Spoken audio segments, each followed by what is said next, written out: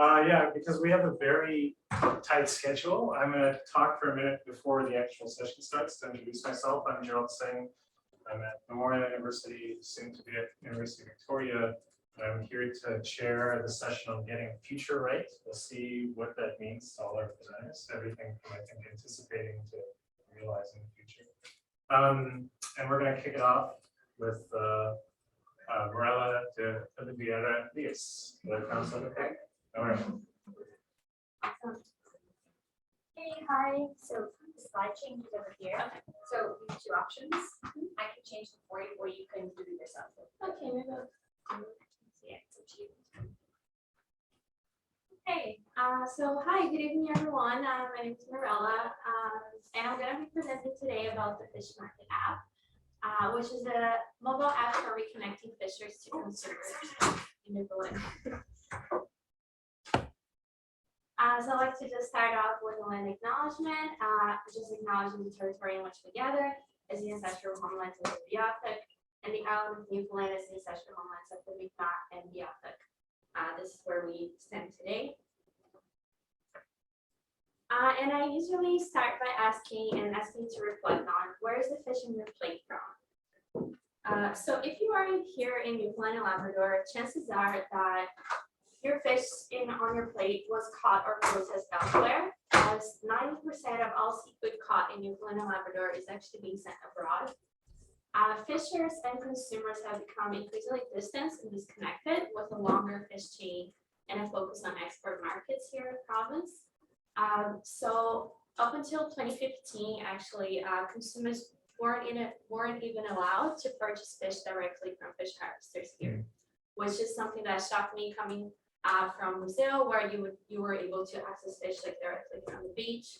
And I feel like even since 2015, there haven't really been mechanisms to facilitate those local sales, local direct sales between them.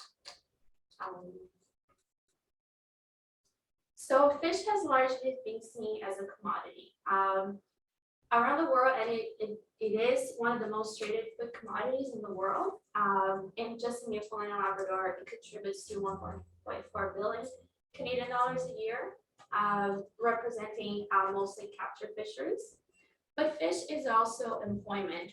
So for over 10% of the population in the world, fish is their source of income, livelihoods, and for over 15,000 people in Newfoundland and Labrador in 400 communities.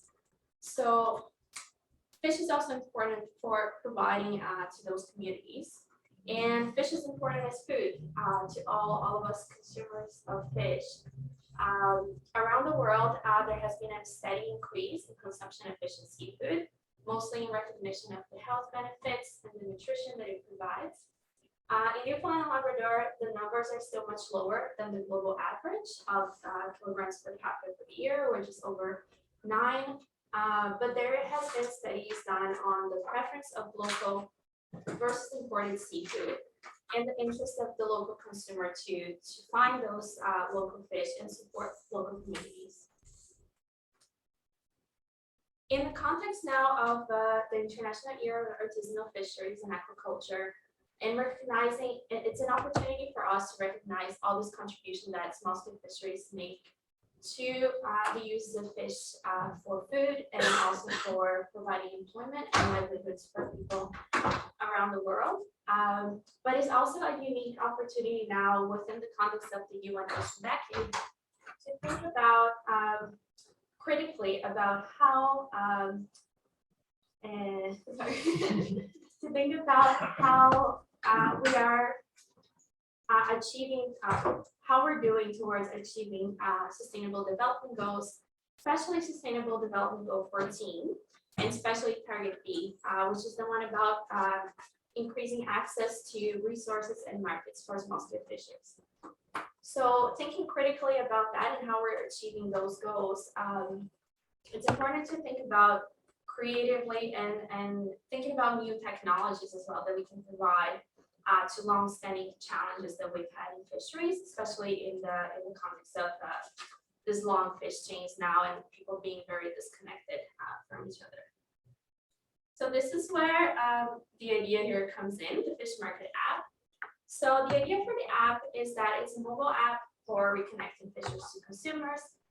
So fishers can directly sell their catch to local consumers, increasing their revenue and contributing to food security, which is a big issue in Newfoundland and Labrador, being the province with the highest food insecurity in Canada.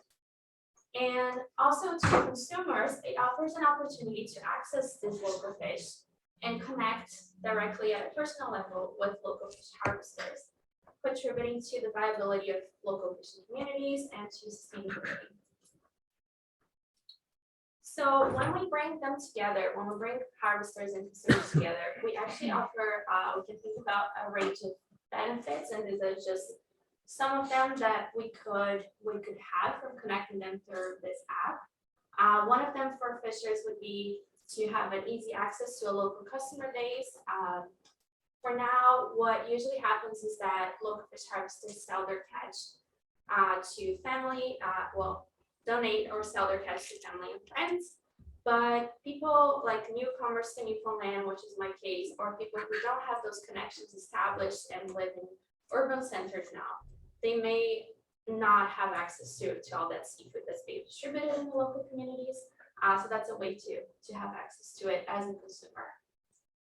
For fish harvesters as well, an increased negotiation power because you're then diversifying your market and decentralizing it.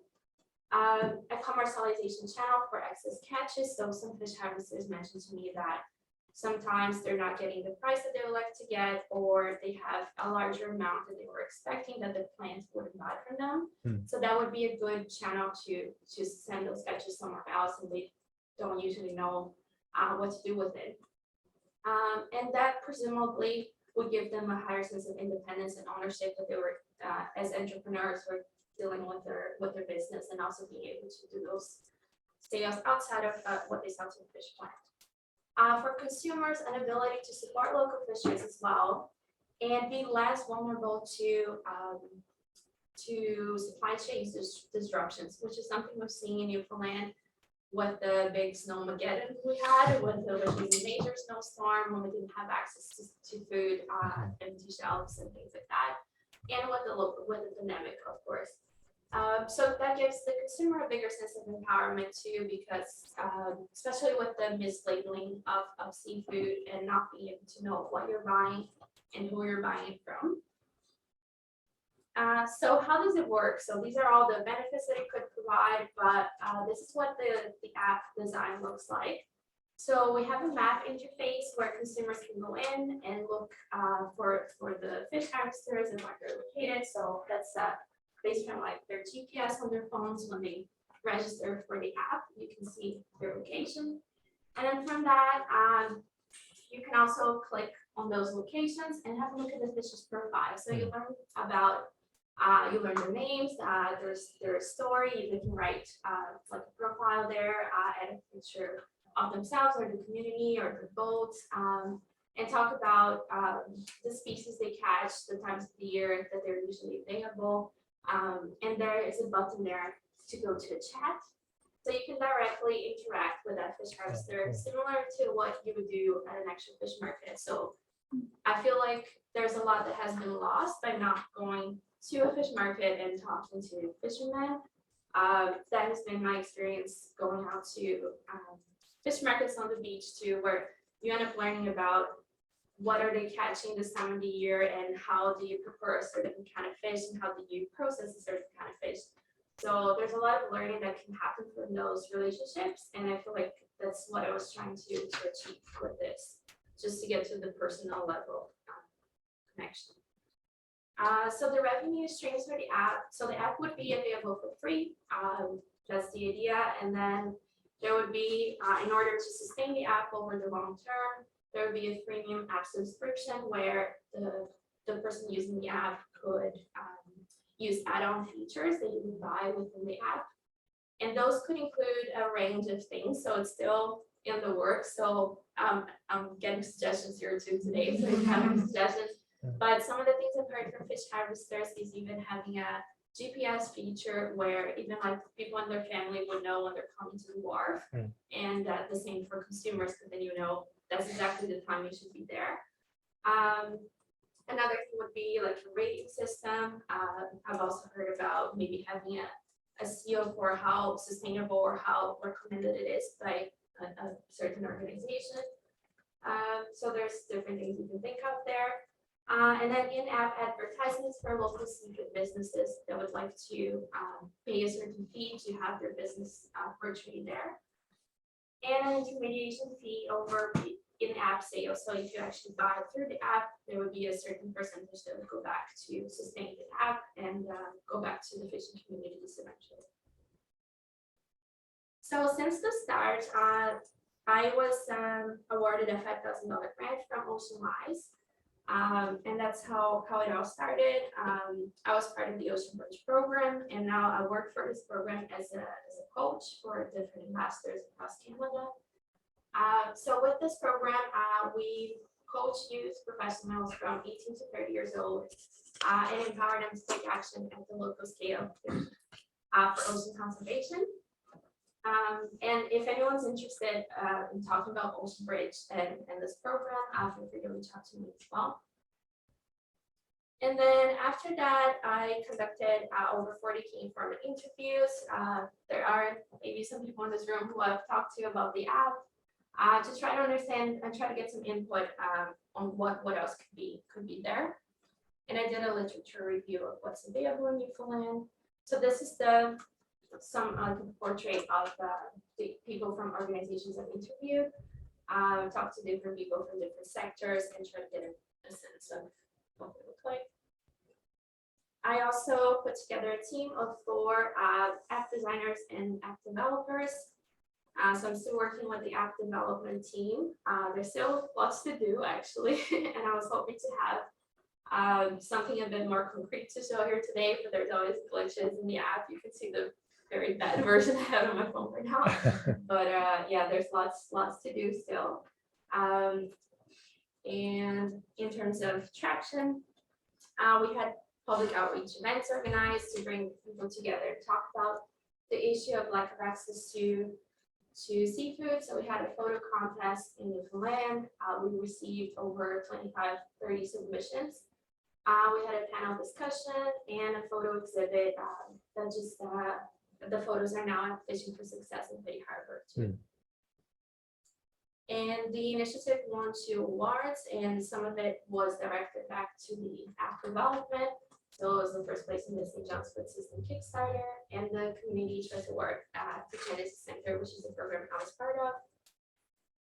And there were lots of media attention, so people really talking about how they would like to be able to tackle food insecurity through this app and opportunities for fish harvesters to engage with this new initiative. In the process, I also formed 10 partnerships, and I'm hoping to connect with more people who would like to, who see some kind of opportunity there for what they're doing and some way to connect with existing options, existing initiatives. So I have the app in version 1.1. There's a lot more to go. So if you also have experience with app development, that would also be very appreciated. And we're still looking for additional funding support to continue to pay for the app development next phase and to build additional partnerships. So this is the contact information, and feel free to reach out. Thank you so much. We have 2 minutes, so we can take 1 or 2 questions. Hi, thank you so much, and congratulations on your success so far. I'm curious, we had just heard in another session how fishermen don't want to be like marketing and selling and all these things. They just want to do the fishing part. So I'm curious, did you get a lot of buy-in during your informant interviews, or do you think they would almost, have someone managing the app while they're doing the fishing, or how would that work? Yeah, that's a really good question. And in the informant interviews with fish harvesters that I had, the sense that I got was that the people who were very interested were the people who are already doing that informally in some way, and they would like to make it better. So they would like to take the next extra step and increase their customer base. And to them, it would actually make it easier what they're already doing. But I do feel like the buy-in for people who are not doing that at all, I feel like that could be a bit more difficult. And the same for the demographics now for fish harvesters in Newfoundland. We're thinking about an average age of 60 years old. Some may not have experience with dealing with apps or may not be interested in something new coming into the fishery. So the people who have contacted me are very interested, where people already engaged in other initiatives like this fish from FFAW for traceability. So I see like that profile of fish harvester being very interested as like an early adopter of this initiative. Great, thank you. Great. Is it super quick? Yes. Oh, really quick. So Yeah. I like this idea. I think it's awesome because I just moved up, not just, but I mean, I'm not from here, and I love to have my own lobster guy and stuff like that. My one question would be like, halibut, I'm not going to buy the whole thing. Cod, I'm not going to buy the whole thing. But things like lobster and crabs would be I can cook it at home. And so it would be nice to be able to know what's coming in. Like, so in the morning, I'm like, oh, I don't have seafood today. I check the app, and they're like, oh, this guy's bringing in whatever. So it'd be nice to be able to see what's available that day. And that, that doesn't really require marketing. You just need to, the fishers need to show, there I'm going out, I'm going back and I'm setting up in the morning or stuff like that. Maybe one of the add-on features there. Yeah. Like that, and have Premium a subscription will you Yeah. ought to pay for that. Like a notification or something. That's a good idea. All right. Well, we have to move on, but we have the contact info for Mirella, so thanks so much. Next, all the way from Halifax, we have Rachael CADMAN. Here, you can see it. Hi, everybody. I'm Rachael CADMAN. I am speaking today on behalf of myself, Dr. Jamie Snook, Jenna Anderson, and Dr. Megan Bailey. And I'm talking about the future of the fishing industry in Newfoundland.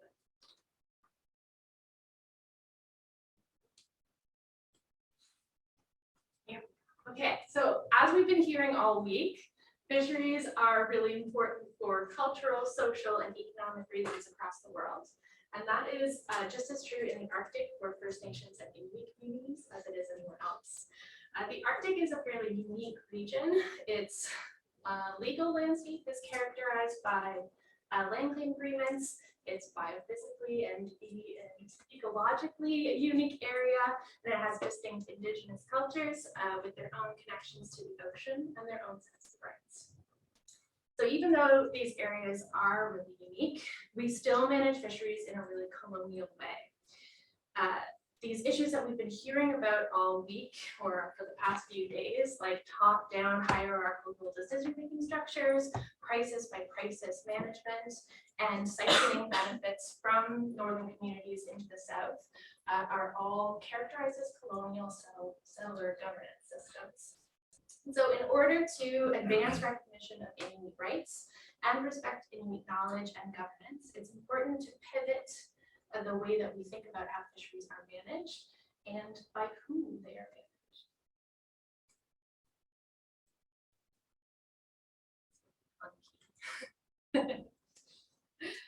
So our work occurs in Nunavut, which is a land claim area located in northern Labrador. It's in partnership with several Inuit institutions in the region. So the Nunavut government, the Torngat Fish Producers Co-op, and the Co-Management Board, which is called the Torngat Joint Fisheries Board, are all partners on the project and actually own the project and are the ones who've asked these questions in the first place. Nunavut has a long history of occupation by Inuit peoples and who have a rich variety of subsistence and commercial fisheries and strong ties to the coastal and marine environment. Commercial fisheries have long been important for Labrador Inuit, actually for hundreds of years. They've had commercial fisheries in the region, and right now they hold multiple communal commercial licenses and exploratory licenses for northern shrimp, snow crab, turbot or Greenland halibut, Arctic char, and scallop. This is Nunavut over on the corner of Newfoundland.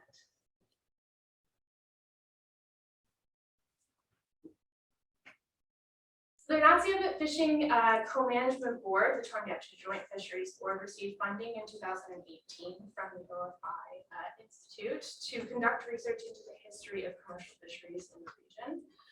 Through that research, they found that the fishing industry plays a significant role in the well-being of communities, that the existing fisheries are interconnected, both in terms of the ecological area as well as in terms of how they're harvested and processed, and that the reactionary management system is making it difficult to create long-term strategies to help the fisheries become successful and resilient over time.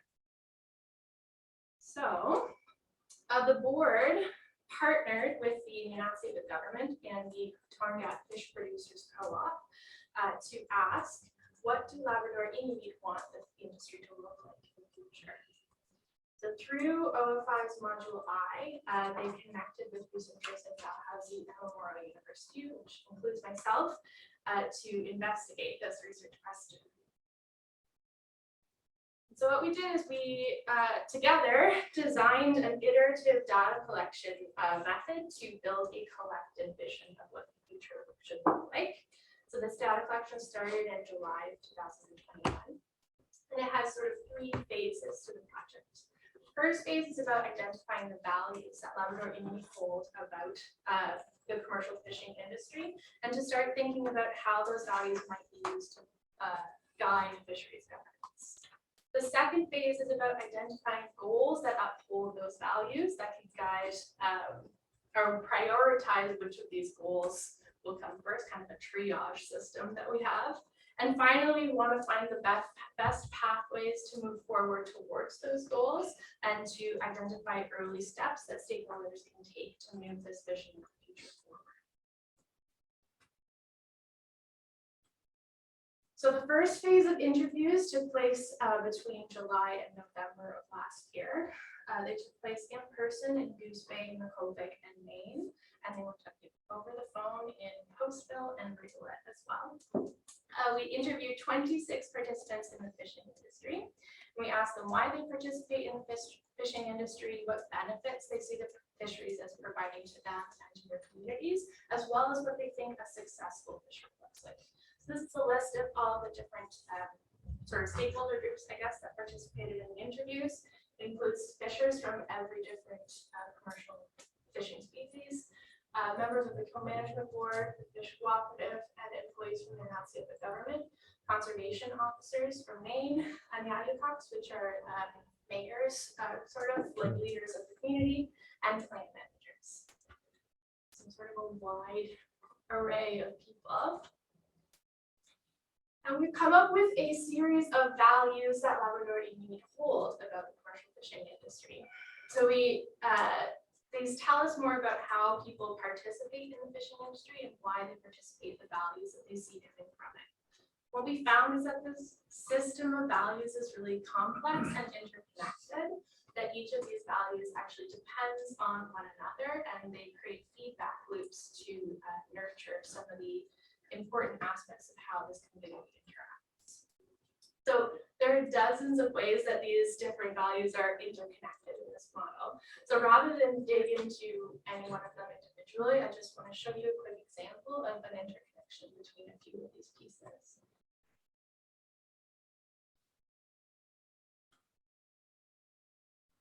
So we go from employment to access to land to stewardship, history, and identity.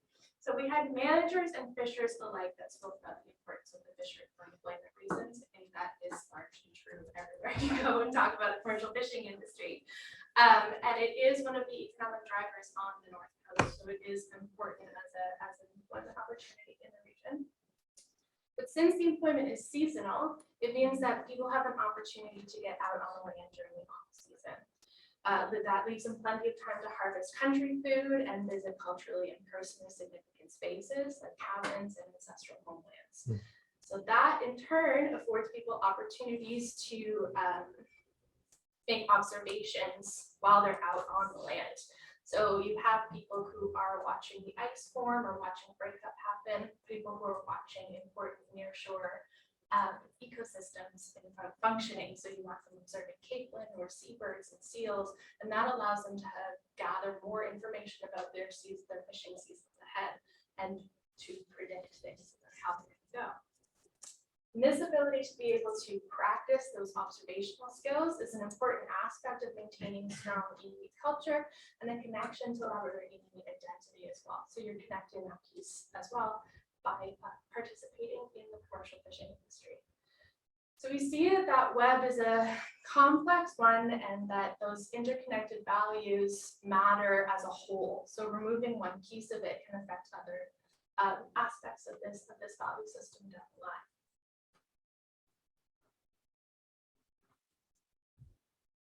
So what does that mean for carrying forward the values into our governance system? First, we say that the commercial fishing industry supports an ethic of care and kinship for Labrador Inuit. So over and over, we had this idea repeated that people saw the fishery as an important opportunity to care for their communities. So the idea wasn't generally expressed as a personal or individual value. It was actually expressed in a way that care included the entire social ecological system, so that being out on the water and fishing was also an opportunity to care for the land, to care for the water, and to care for their community. What we think is that the future governance model is going to need to uphold this ethic of care and provide for community as it's designed. The second thing that we spoke about is that many people, and again, as managers and fishers alike, spoke about using the fisheries as a tool to support greater self-determination for the region.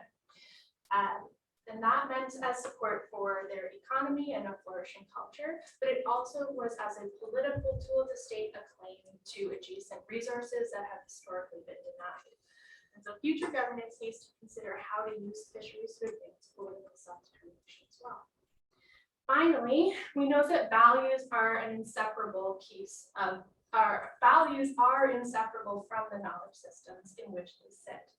When we say that values are context specific, it means more than that values come from someone's social position or their personal history. Values are connected to the cultural paradigm that they come from.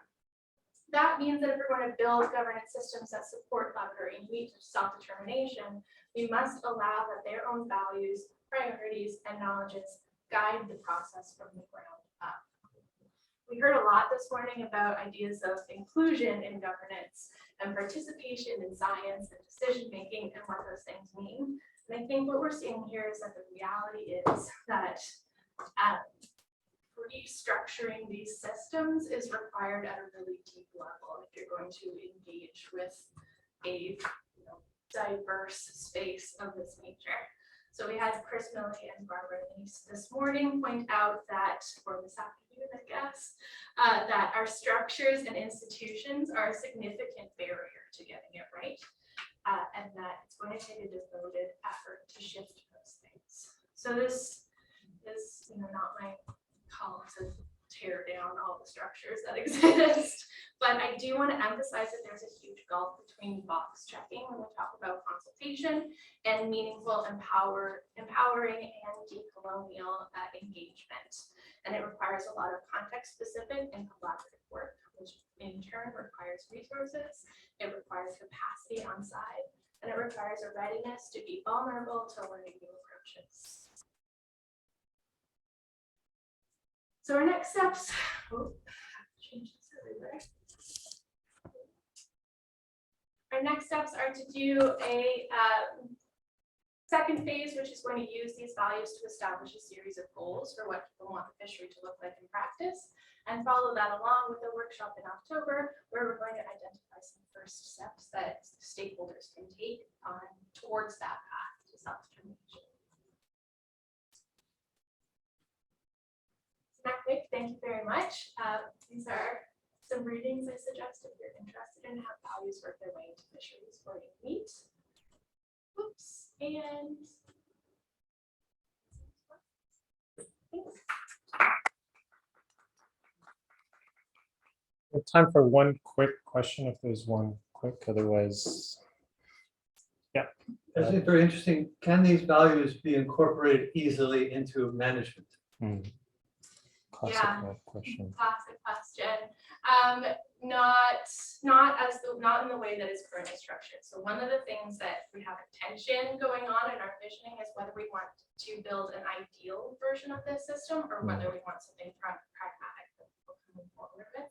And so we're trying to balance, we're trying to do both at the same time, because there's something that's very empowering about being able to say, given a blank slate situation, exactly what would you want to see from this fishery, and then to work from there to think about how pragmatically Thanks. So, Really neat. Thank you.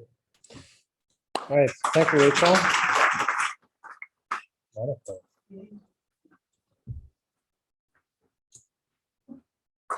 I like the flying. Yeah. All the way from St. John's, Monica Engel. All the way from the rock. I Yeah. don't have to click because I need to like to be in control of myself. Oh, of course. That's not to be there. This is really bright. It really is. Need my sunglasses. Oh, happy solstice, everyone. I guess it's our sun today. I think I'll just start saying a few things. One, I'm kind of lost here. I'm here as an individual, and I think I'm the only one here as an individual. I did all my grad school at MUN, and that ended a couple of years ago. I work for a consulting company on human dimensions of fish, wildlife, and natural resources, and that's what I do. But I'm not talking about any of my work that I do professionally in this company. This is some of the results from my project that I worked on for my PhD here in Newfoundland, and it was all about people and ocean here in the island of Newfoundland. So this particular talk will be about this last piece, and it's about balancing public views regarding marine protected areas, management and conservation and all this. The other thing that I want to say before I go into the slides and share some of my findings, I was thinking about all the talk from this morning, and we all agree that we don't manage fish, we don't manage the ocean, we manage people. Aldo Leopold said that in the 1940s when he was working with deer. He said, we don't manage deer, we manage people. And that's what human dimension researchers, social scientists working in this field, that's what we do. We manage people for fish and wildlife and natural resources. With that, with the idea of, yes, we manage people, but not the idea, but the realization that we manage people for the sake of conserving nature for future generations. We all agree, I think, in this room and in the bigger room this morning, that we have to listen and effectively listen to all those interest groups or those groups of people with a stake in the room, also called stakeholders, that have a voice and want to be engaged and participating in decision making. So those two, I sometimes have a hard time just organizing my slides and my talk because I feel that they can be boring and sound more like a lecture. So I try to be brief and really go to the point here. This findings that I'm sharing. Oh, there. Oh, okay, this is different. Right. See, they were recently published in the Marine Policy Journal, and it's about. It was. Well, I didn't acknowledge Jerry. Jerry is a professor, retired professor at Colorado State University, and we did this piece together. He is the brain behind the quotation for Conflict Index, this graphic tool that I'm going to show. And this is one of the main objectives of this talk, from my perspective. For me, not just to share the results of this findings, but also to show this tool that is being widely used in the wildlife management and the human dimensions of wildlife field, more so than in the marine context, particularly in relation to marine protected areas. That was the first, to our knowledge, a study that used the potential for conflict index as a tool to assess and analyze consensus and acceptability among the public for certain management options. So it's a tool that's been widely used the last couple of decades, I guess, but the first time in the context of marine protected areas.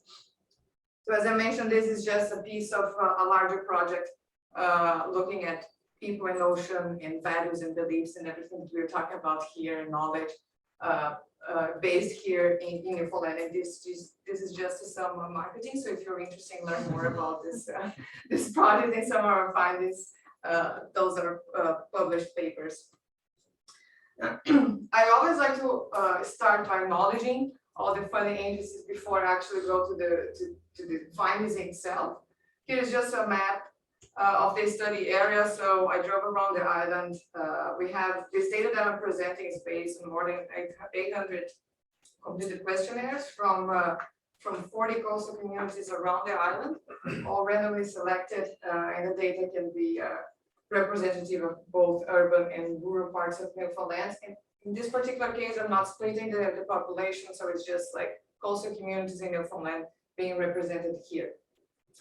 I will mention now because I might forget later. These two that I'm presenting is based on the public, on coastal communities, but it's really useful when we bring different groups together. So when you have the public, the fishers, the government, the scientists, and then use all those different groups to graphically show the results of the data. We also talked about the importance of getting data this morning, social data. So here is, I don't want to say that this is how to get the future right. I don't know how to get the future right. I don't know how to get the present right. But I think this can be used as a tool to facilitate not engaging people. I don't like this word engaging, but listening and working with people towards solution.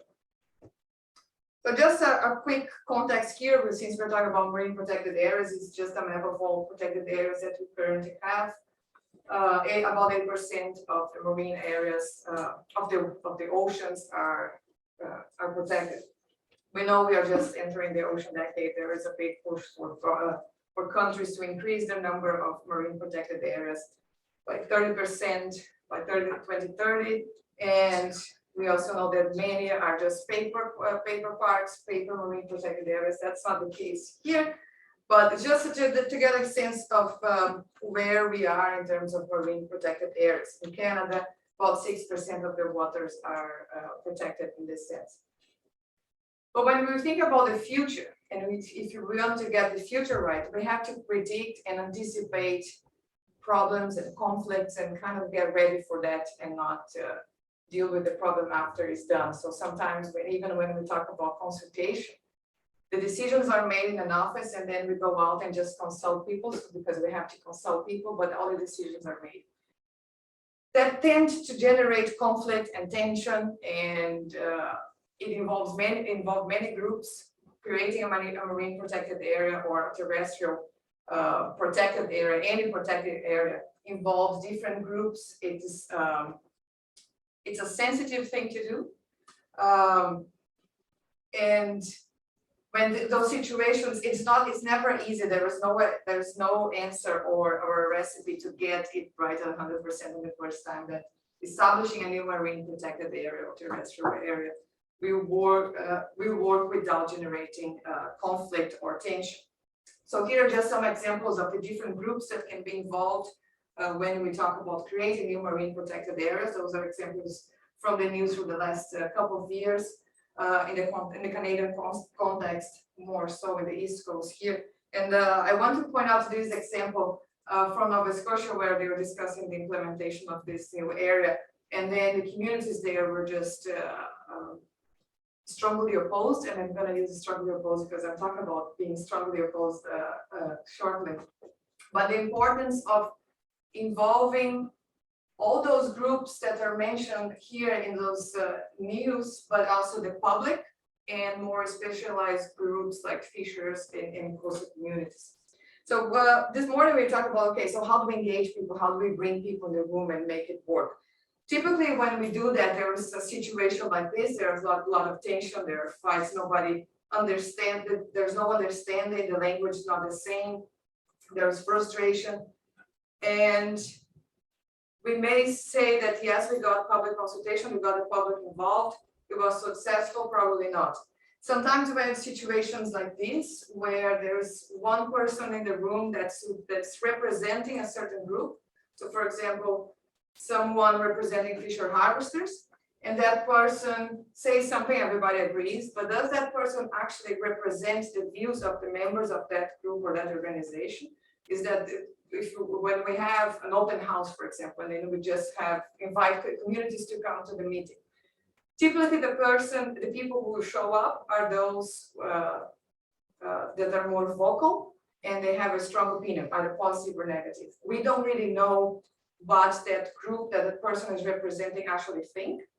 And I'm saying all this because this potential for conflict index, it actually helps to understand and use large data and the importance of data here. To understand if that person who is representing a certain group in a meeting, for example, is actually representing the views of the larger group.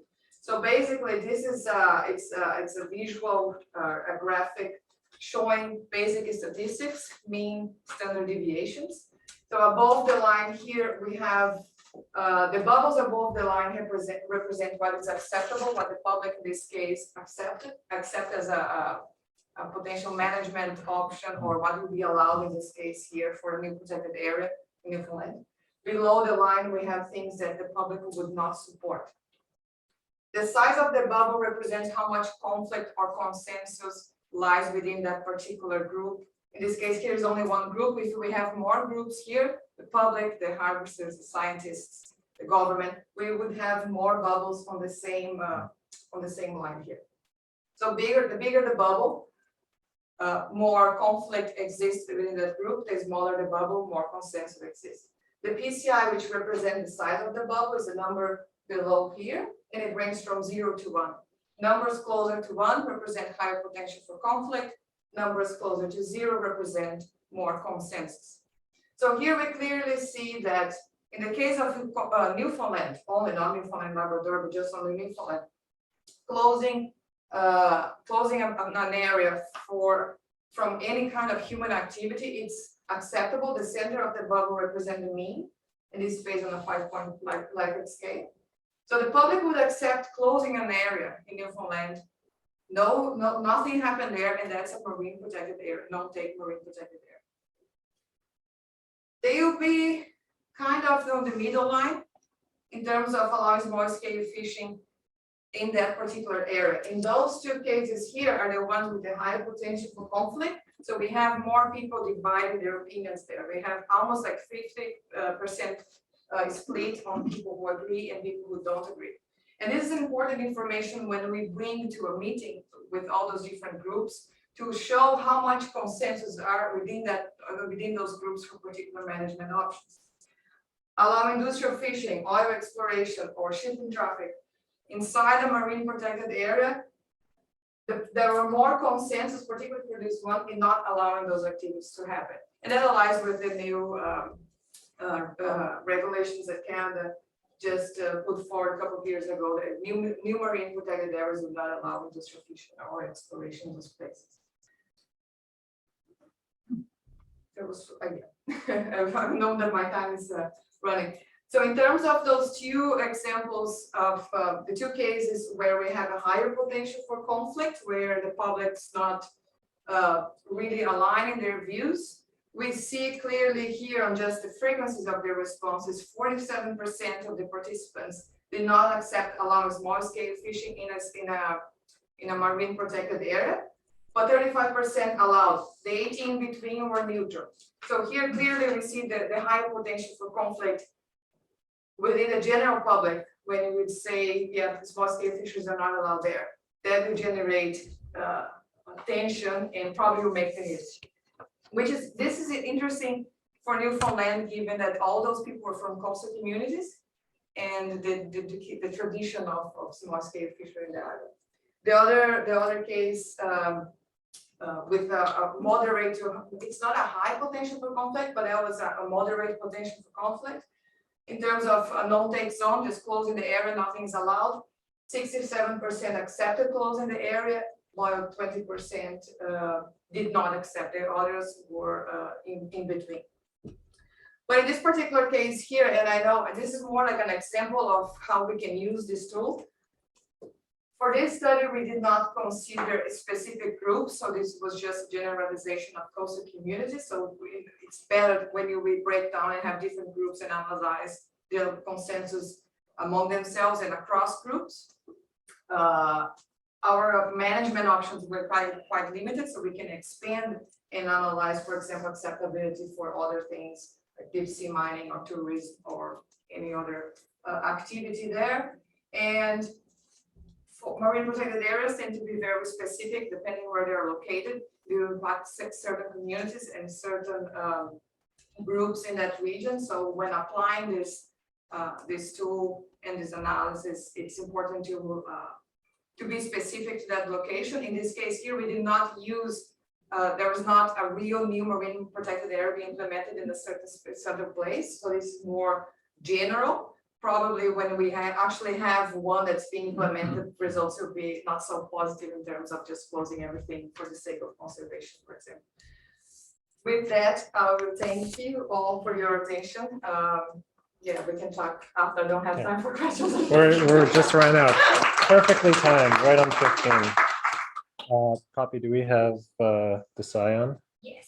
Okay. Here. So we'll get Desai going. Yeah.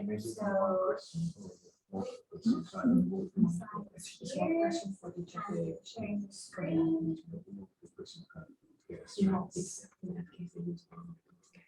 Okay, we're about to start with Desai, all the way from Ottawa. She's based in Memorial. Thanks, Gerald. Can everybody hear me? Yep. Okay, so good evening or good afternoon, everyone. So basically, Really quick, we see your presenter view mode right now. let me try to swap. How about now? Now it's good, yeah. Okay, excellent. So thanks, Gerald. Thanks, everyone. So good afternoon, good evening. I'm Desai SHAN. I'm an assistant professor in occupational health and safety in Memorial University. So today, basically, I'm talking about enforcement of fishing occupational health and safety standards, challenges in Atlantic Canada. So before we start, actually, I would like to say a little bit about myself. So I'm a social legal researcher. Actually, my first career was a maritime lawyer. And then I did, past 10 years, I did research on seafarers and maritime occupational health and safety. And since joining the Memorial University, I started to engage with the fishing occupational health and safety issue. So probably compared to the audience in the room, I'm the least experienced researcher in the fishing industry. This actually is my first research project regarding Atlantic fishing. So your feedback, questions, comments would be extremely useful for me. So my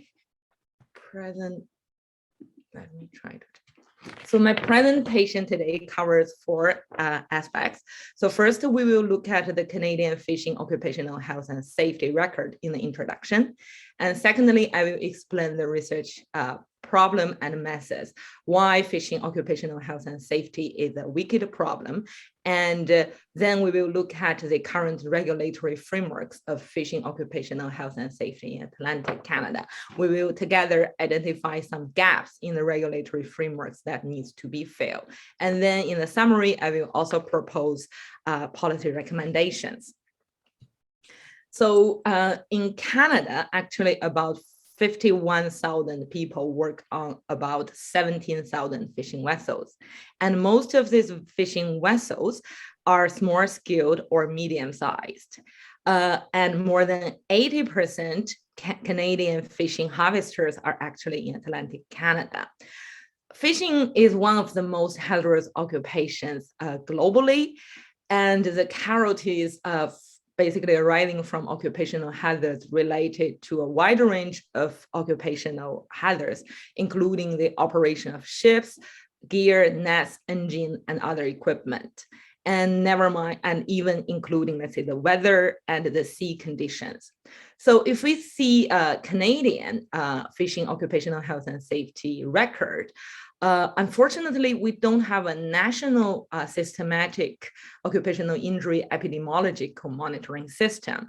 The current data I'm using is from Transportation Safety Board. So that is basically a statistics of the marine accidents involving fishing vessels. We can see between 2010 to 2020, an average of 236 marine accidents were reported. And very stably, fishing vessels are 33% accidents involve fishing vessels, including both of the shipping accidents and the accident aboard the ship involved fishing vessels.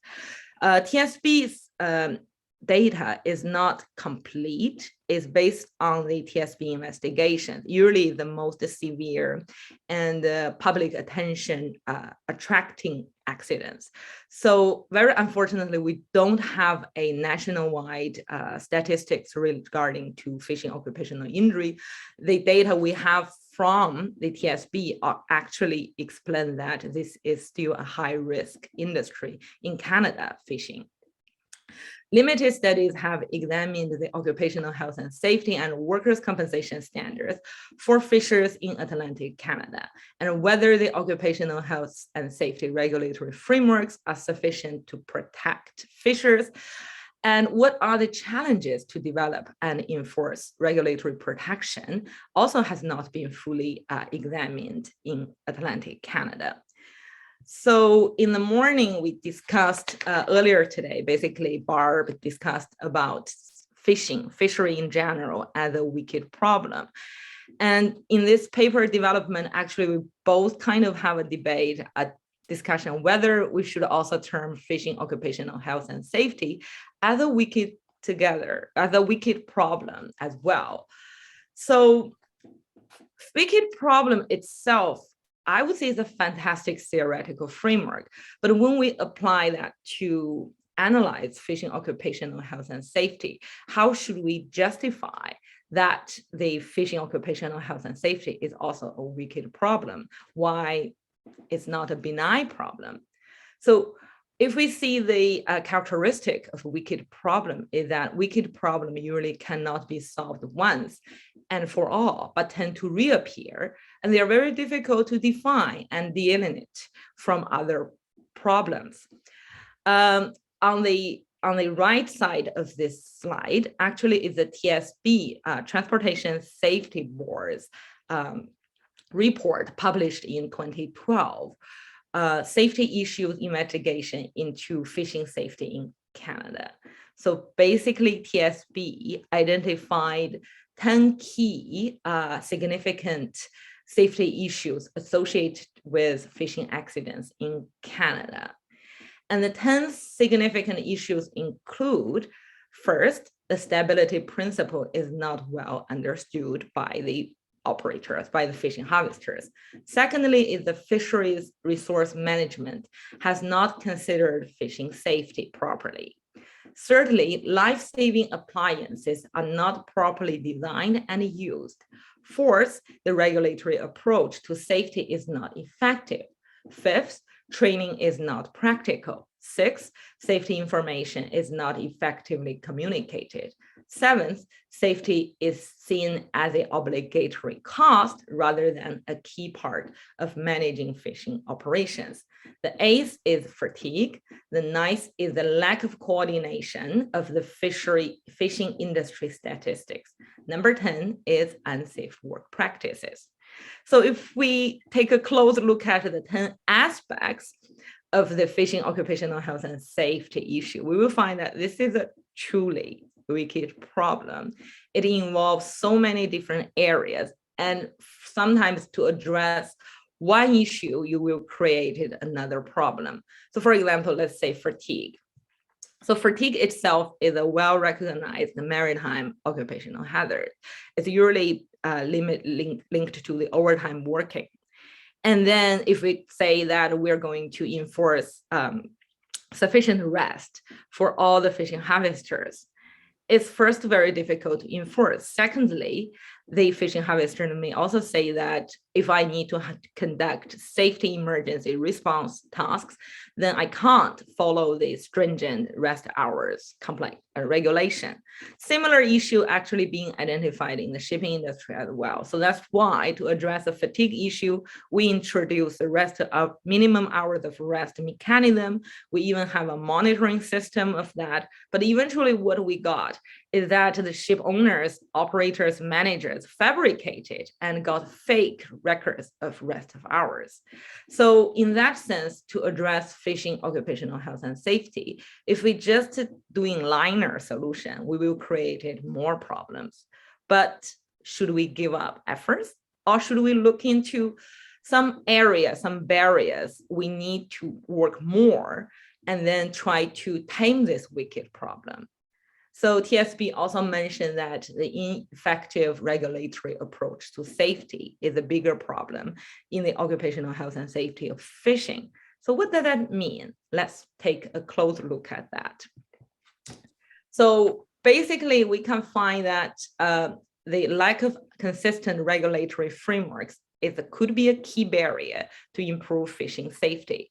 However, very few studies actually examine the gaps currently existed in the Atlantic fishing occupational health and safety regulatory frameworks. So in this paper, we basically drawing upon a legal doctrinal analysis covering international, federal, and provincial level to say, what are the occupational health and safety legal instruments available there? Are there any gaps? Are there any inconsistencies? Are there any factors that at the policy level we could try to work on to eliminate this, to basically to reduce the weakness of the wicked nature of the fishing occupational health and safety. So we also review provincial occupational health and safety laws and regulations, and they cannot under some legal precedents through the Canadian Legal Information Institute, CANLI.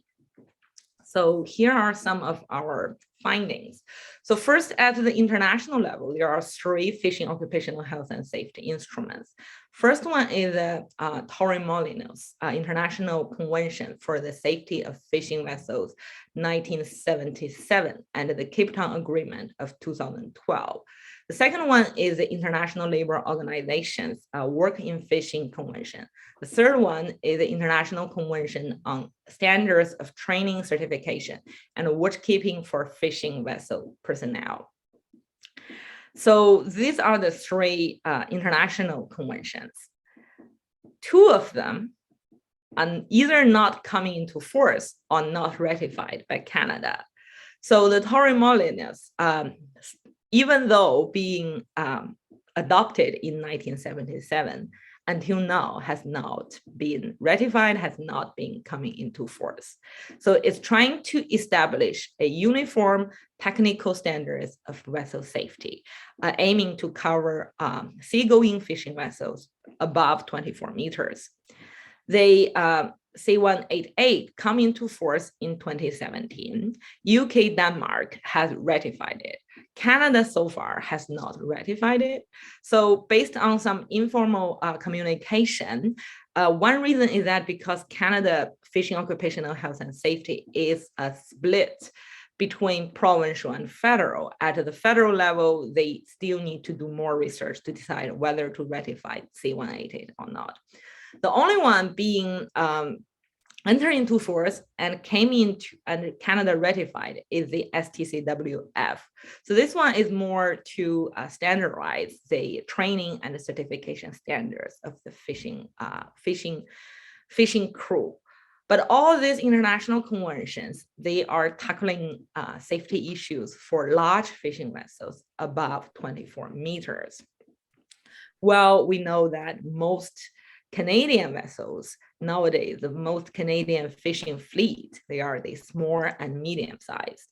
So they still international level, even though we have the 3 conventions all coming into force, Canada all ratify that. Same still not really help to address the Atlantic fishing occupational health and safety wicked problem.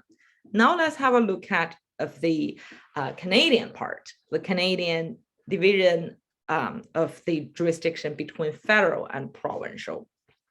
So actually, this is still not a concluded or settled jurisdictional debate. There are still some overlap and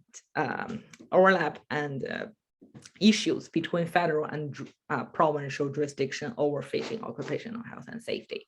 But in general, we can see the tendency that at the federal level, they are in charge of the general requirements of ship design, construction, and equipment safety, stability, and training and certification of fishing masters and watchkeeping engineers. So we can say sometimes we could say that these are the operational side. So more mainly, let's say ship-centered, vessel-centered safety requirement following under the federal jurisdiction. Well, at the provincial level, they are more likely to be engaged in charge of the occupational health and safety rights of fishing workers, occupational health and safety responsibilities of the employers, establishment of occupational health and safety policies, programs, committees within organizations. And more importantly, provincial jurisdiction is in charge of workers' compensation coverages for fishing harvesters as well. Desai, just to quickly cut in, you're hitting your 15 minutes now. Can you Okay. jump to conclusions? We do Sure. have a very Sure. full session. Thank you. Basically, one more thing before I finish, is basically for the workers' compensation, if you take a look at the different provinces in Atlantic Canada, we will find that not all Atlantic provinces have a coverage of the workers' compensation for fishing harvesters, particularly for PEI, basically fish harvesters not covered under their workers' compensation. While for the New Brunswick, only for those large fishing vessels with more than 25 crew. In Newfoundland, Labrador, and Nova Scotia, basically in principle, there are compulsory coverage for the fishing harvesters under the workers' compensation. So this is about the legal dispute regarding the jurisdictional issue between provincial and federal. So that is still not fully settled. So in summary, basically we can find that in Canada, it's still not very clear that the federal and the provincial jurisdiction has been clearly assigned between provincial and federal, some overlaps there. And for the fish workers working on the small scale vessels from New Brunswick and PEI, they are not covered by workers' compensation and less likely to be covered by fishing occupational health and safety standards. So as a recommendation to promote a uniform occupational health and safety coverage and workers' compensation schemes may contribute to address this wicked problem. And an Atlantic Occupational Health and Safety Initiative, co-developed and co-administered by 4 Atlantic provinces, Transport Canada, DFO, can be considered to establish to address this fishing occupational health and safety problem. So sorry that I basically exceed a little bit time. So thank you so much, everyone. Thank you, Desai. We do need to move. So all the way from New Brunswick, Rob Stevenson. Thanks very much. Yes. Gerald, hello, everybody. My name is Rob Stevenson. I'm a research scientist with the Canadian Department of Fisheries and Oceans and with the visiting professor with the University of New Brunswick. I have the pleasure of living and playing and working in the traditional territories of Western Ontario. I was thinking about the future of fisheries, and I have a few thoughts to share in these few minutes. Thank you. We need this chair up there. So this one? Good. Thank you. So the challenge, I think, is management change for climate change, for a changing environment. And that means we're managing social ecological systems in a context of change. Requires attention to full spectrum or 4-pillar sustainability, ecological aspects, economic aspects, social cultural aspects, and even institutional or governance aspects. And you've heard about this from others at the conference, and you'll hear more tomorrow. I worked with a group internationally who looked at some of the major concepts related to sustainability, and they in fact are evolving towards this more comprehensive view. And this shows the current state of these concepts: ecosystem approach, integrated management, marine spatial planning, and some others, in how they relate to the 4 pillars that I mentioned. The fact that they all have some aspect of those, but different emphases at the moment, different strengths in relation to those 4 quadrants. And we put forward in this paper the idea that we should borrow from those concepts to create a quilt of sustainable ocean governance. But that's a slightly different story. What I want to focus on now is those 4 pillars and what we need to achieve in each of those. And this comes from work that I did with the Canadian Fisheries Research Network, and it's been built on since by others, including, you may have heard the presentation that Alada Pandi gave yesterday, because it's being elaborated upon and articulated further in Maritimes region of DFO. But it has these 4 aspects: ecological aspects of productivity, biodiversity, habitat, economic objectives related to viability and prosperity, to livelihoods, to the distribution, and particularly the distribution of access and benefits, and to regional economic benefits to community.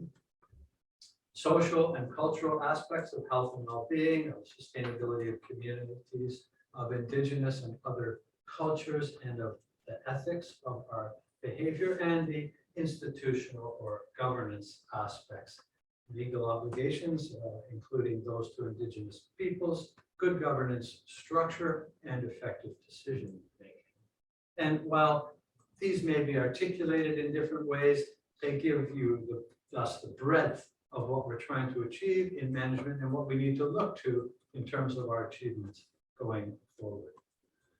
These are an indication then of our desired outcomes, and they're related, of course, to the Sustainable Development Goals. And here I've shown the major Sustainable Development Goals as they relate, as they crosswalk to each of the 4 pillars in terms of coastal management of coastal activities.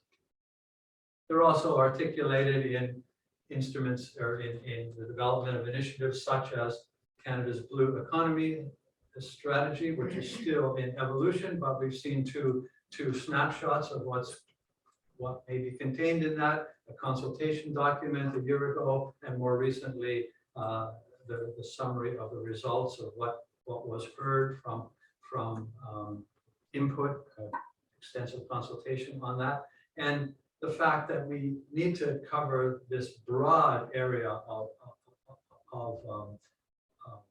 objectives or goals or values that I've described earlier, and a couple of interesting statements, including that we need to address diverse ecological, economic, social, cultural, and governance objectives, and the fact that we need to use integrated tools or integrated planning in order to do that, stop working in silos.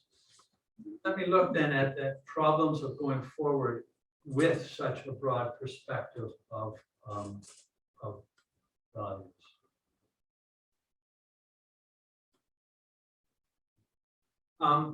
Let's think about our current management and some of the shortcomings of management.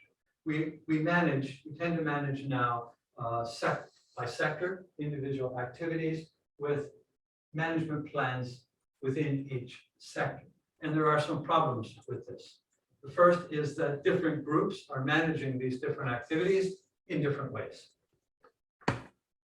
Secondly, these management plans at the moment have different objectives, and in fact, an incomplete set of objectives if you compare them to that perspective that I mentioned earlier in the talk. There's no consistent way of evaluating trade-offs, no evaluation of the cumulative impact of our activities, or insufficient evaluation of that, and as a result, no ability to deal with climate change.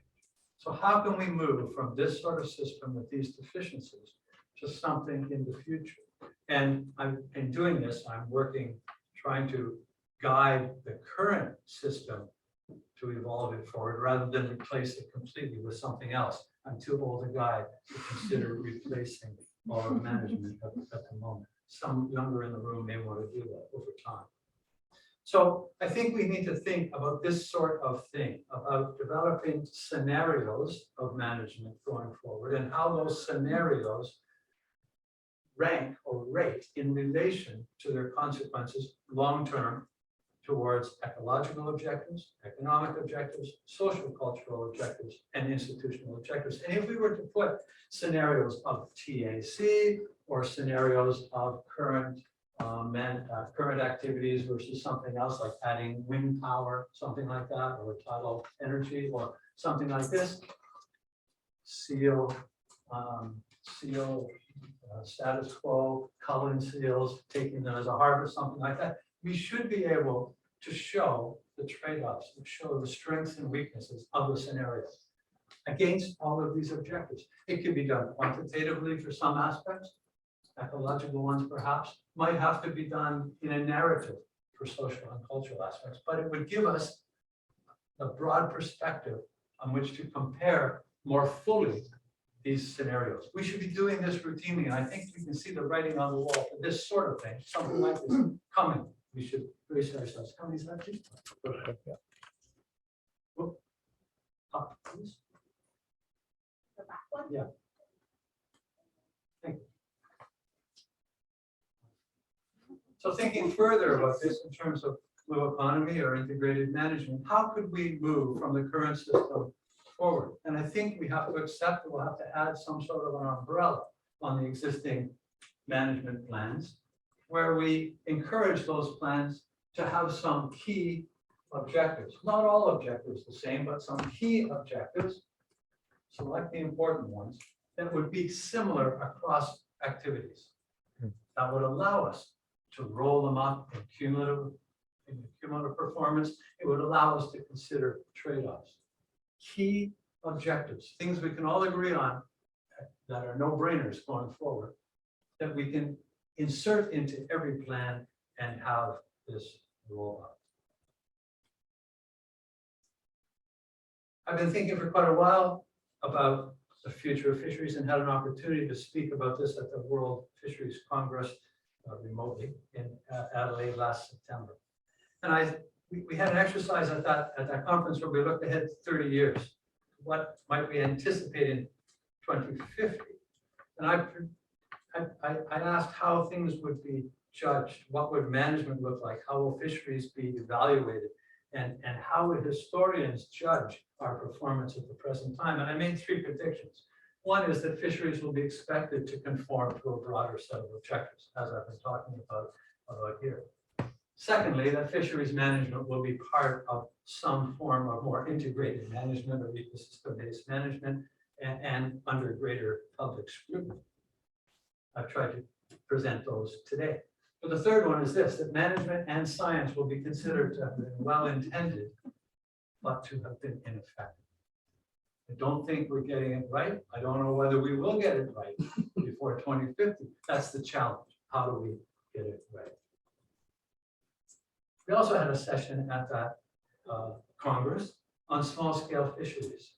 And we asked the question, and this was prompted by work that I've done with Kate Brooks and Emily Oshberg in Australia, of small-scale fisheries. Are they basket cases, as some people tend to describe them, or are they benefit baskets?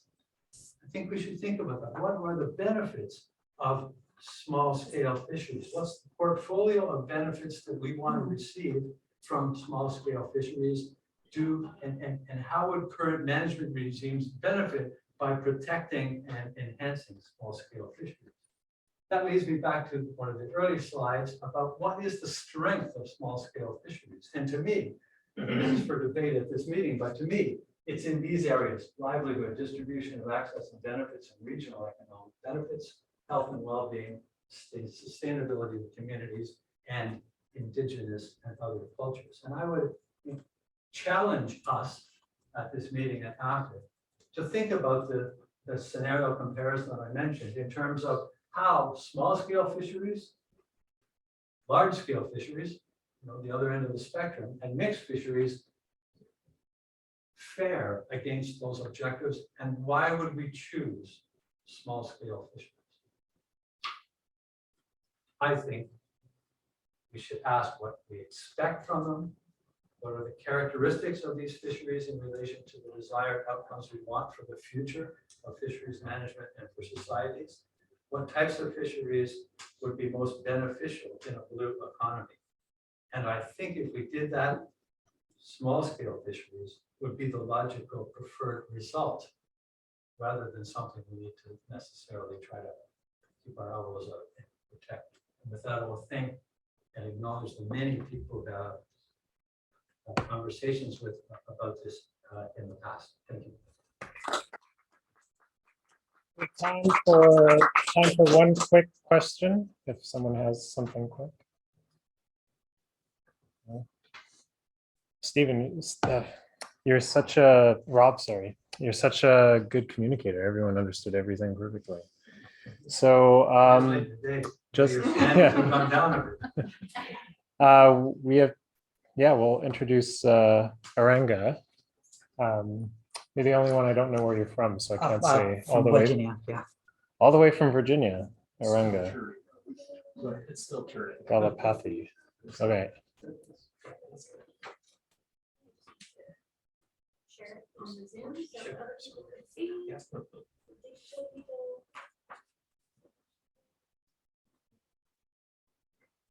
change the slide.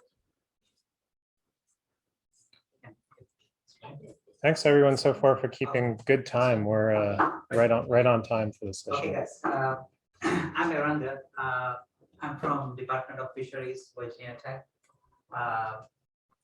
So this work is it's a teamwork, and it's a paper we produce. With a bunch of very interdisciplinary researchers. So we have two social scientists, including me, and others are natural scientists. Very challenging, and and we have people from universities, Department of Fisheries, and all different organizations. So the topic is we are trying to develop. We are trying to improve resilience-based steps for adaptive co-management. So I'm not gonna go. I'm not trying to justify my study. So we all know Arctic char is a very important fish species and fishery for Canadian Arctic, for livelihood and culture and so many reasons. And I work with the Arctic Inuit communities, and I also observe some kind of food system transformation, land-based to ocean-based, because of caribou, recent caribou migration and all, and climate change from the other side make more complications and increase uncertainties. We already have studies documenting and talk about Arctic marine food webs, how food webs change with the climate change, and because of that, how Arctic char food change, the texture, color, and taste, and how it can affect for elders and their food security. And we focus on adaptive co-management specifically because adaptive co-management is one of the available best solutions for fisheries so far based on available evidence. And the idea here is to use some of the existing steps, and we want to improve these steps by incorporating some resilience-based insights. So we have two objectives. The first one is to understand how the studies in the Pan-Arctic scale, how studies documented, how studies use resilience, notion of resilience for fisheries management, whether they are successful or not, and how we can learn from that. And the second one is to determine how adaptive co-management can, specifically for Arctic char and other Andromeda species, can be implemented better. So the first objective, we did a systematic literature review. We studied Pan-Arctic scale literature review, and we developed some insights. We answered questions like, what are the characteristics of success fisheries management systems? What are the characteristics of failure systems, and how to avoid that, those kind of characteristics. And then we took some years ago, Christopherson and Burgess produced some of the steps for adaptive co-management. So we took these steps, for example, creating a dialogue, field study and analysis. Likewise, and we took these steps and we incorporate these generated insights to these. And these are the original steps, the book called Breaking Ice. And it's a highly cited a book chapter. And this is how we conduct the systematic literature review. So we stick to one database, Web of Science. We end up having is the exclusion criteria, and we end up having 72 peer-reviewed publications for final examination. And this is the results of first objective. And this is how the recorded studies based on the analytical framework, social ecological or social or ecological. So dominated areas are USA and Canada, of course, right? And then we also documented what are the what kind of management approach they use for building resilience, and also what kind of resilience definitions they use, and we document them as well. So I'm not going to into details. Then most importantly, we identified 4 key emerging themes from this study, and these are the themes most of the time the study is used to build resilience in fisheries systems or avoid failure in fisheries systems. Understanding the localized drivers, what are the drivers, better understanding of drivers, and using learning as a central vehicle for their adaptive co-management, and understanding enabling factors and barriers for their management approach, and knowledge co-production by intertwining different types of knowledge, basically referring to scientific knowledge and the Western scientific knowledge and non-Western type of knowledge systems. So then we the answer for results for objective 2, we developed first. We developed 2 things. We modified existing steps and we introduced specific management tasks. We named them as action items. So because it's adaptive management, we cannot specify, like we cannot. There's a limit for specifying the management actions. So, for example, I listed some of the examples. During the first the phase, you have to initiate the group discussion, dedicate a lot of time to building trust, document their local or indigenous knowledge, like very basic steps. But then the next step, develop a research plan, focusing on, again, using social ecological focus, and it should be participatory, definitely. Using indigenous methodologies, because we specifically focusing on Arctic fisheries here. And the third step, design of resilient building management actions.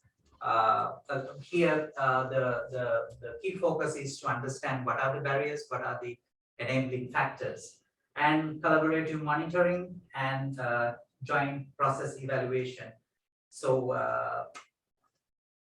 under collaborative monitoring, in some places we can find there are ongoing community-based monitoring systems, and developing some locally relevant indicators.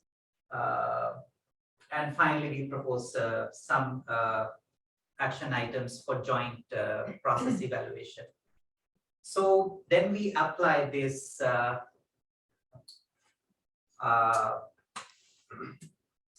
these steps for 2 case studies, because I work with the communities in Pangaton since 2016, and our second cohort work with Cambridge Bay. So, but for this particular study, we didn't do any empirical data collection because of COVID.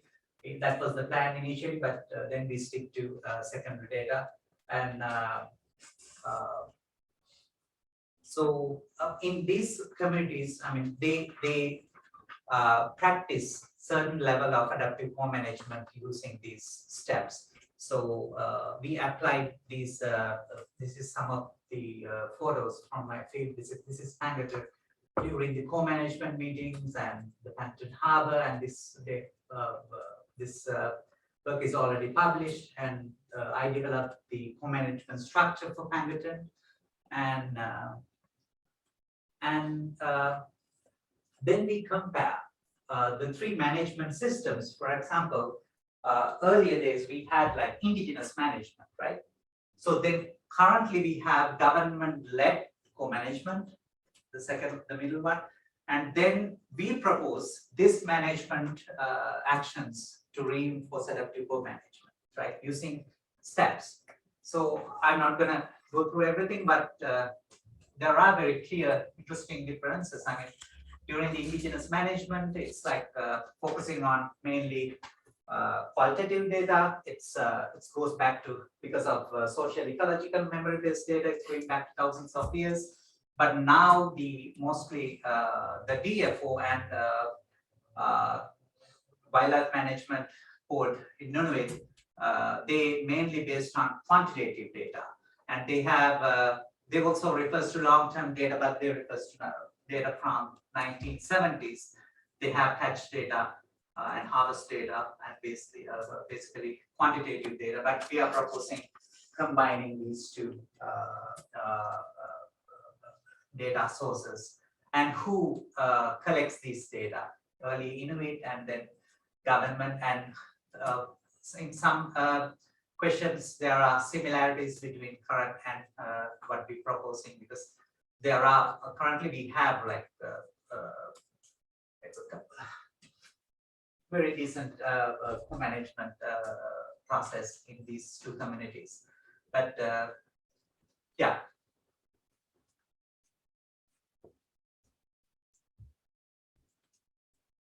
And finally, the idea is to improve the existing co-management steps.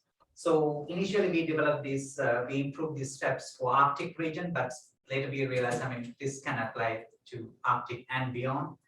And to apply our steps and the specific management actions, we need to stick into very strong value system. So we propose like equal power balance between the government and the resource users, and accepting the coexisting knowledge systems. That's mean you have to accept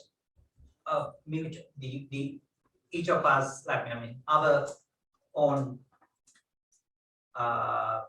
knowledge systems are not perfect, right? I mean, as scientists we should know we are not perfect, and likewise, and not trying to test each other, and respect each other using Andrea Reed's referring to her paper 2 I'd seen approach. Yeah, that's it.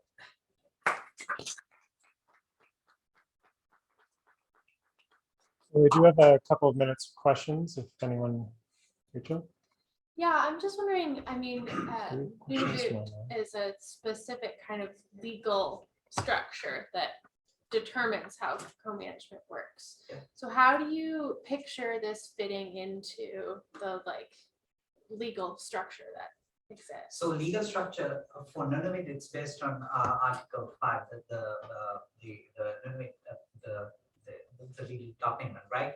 But they don't specify exactly how to do co-management, but they identify who are the primary co-managers. For example, for Pangaton, the Pangaton Hunters and Trappers Organization, filed with Department of Fisheries Office, and the Nunavut Wildlife Management Board. So those are the primary, but there are some secondary institutions, stakeholders as well. So there are a lot of flexibility. Yeah. Yeah. I mean, my understanding is that at the end of the day, though, the government of Canada tends to have like a veto power over other powers, right? At the end of the day, there's one decision maker. Yeah. So I'm wondering if you're thinking about setting up structures that would allow something like this to So balance. this is that. not, we are not trying to setting up a structure. Mhm. So I just, the structure I showed you, it's the existing structure I documented for a different paper. So we are just focusing on the process, only the process, and trying to do a little bit of fine tuning and proposing some good management practices. And we are trying to include the resilience perspective for that, because for example, starting from the Arctic Resilience Report, so we have a strong, we are not, I mean, governance, it's, I mean, you have to have the resilience angle, especially the places, dynamic places like Arctic. So that's what we are trying to highlight here. Okay, so we'll call it there. We do want to give people enough time. The session's closed now. We want to give people time to get to the movie night.